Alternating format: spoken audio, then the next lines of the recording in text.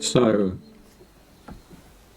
on my desktop I have a folder, and in that folder I collect things, these fragments of light, and every now and again I'll dip into it, things I've read or things I've discovered.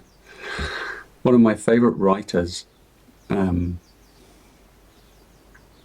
have many favourite writers who've influenced me, but one of my favourite writers who I read a lot when I was younger, Jorge Luis Borges, Argentinian. Wonderful, absolutely wonderful writer. And I have a little fragment, a little story from him. He was 1899 to 1986, his life.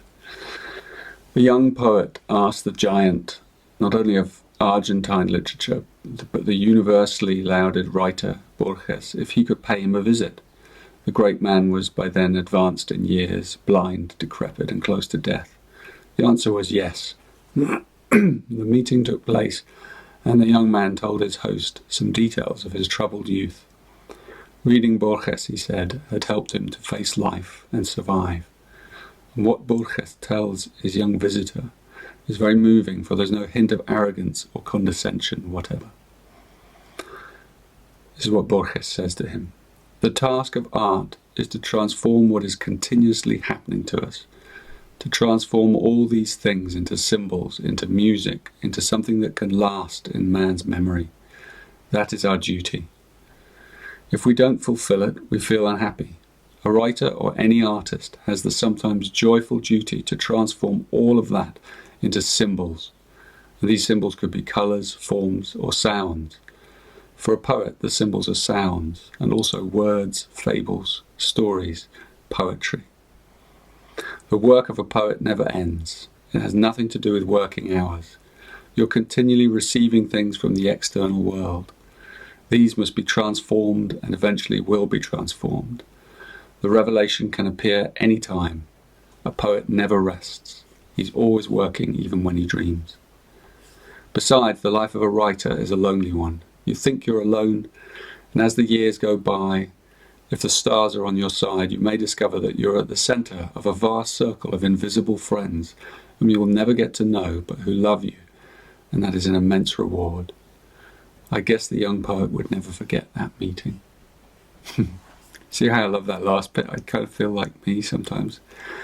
I feel like I'm the centre of a circle of invisible friends who I'll never get to know, but who I feel the love towards me.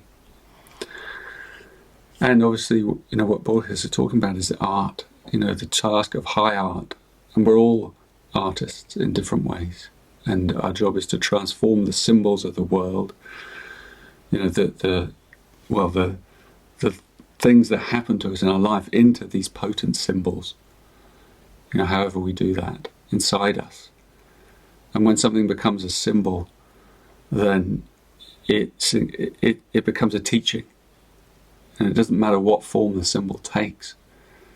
It's, as he says, it could be a colour through art. It could be, a sound through music. It could be, it becomes, a design in a garden that you're working on. It could be many things that you bring into the world. You bring the unknown and you make it visible in some way. So in that sense, we're all poets. And our work never ends until until the moment we die. And any time revelations and insights can appear. And I love that. And I encourage you to go and look into Borges. There's some wonderful short stories he wrote. The Book of Sand, El Libro de Arena. And some amazing epic stories. And they're very short, but so potent, with the symbols that he uses, and he doesn't explain them. That he lives to us, like the symbol. That's the power of a symbol, is that if you try and explain it away, it kind of loses its magic and its mystery, because it's different for each person what it means. So whenever you are involved in contemplation of anything of a higher nature, let the symbols, the things that you take inside yourself, and your contemplation will open them up and extract the juices over time. I hope that's what you do with the Gene Keys and with these teachings. So yeah, thank you, Borges, wherever you are. Wonderful man. Borges. Take care.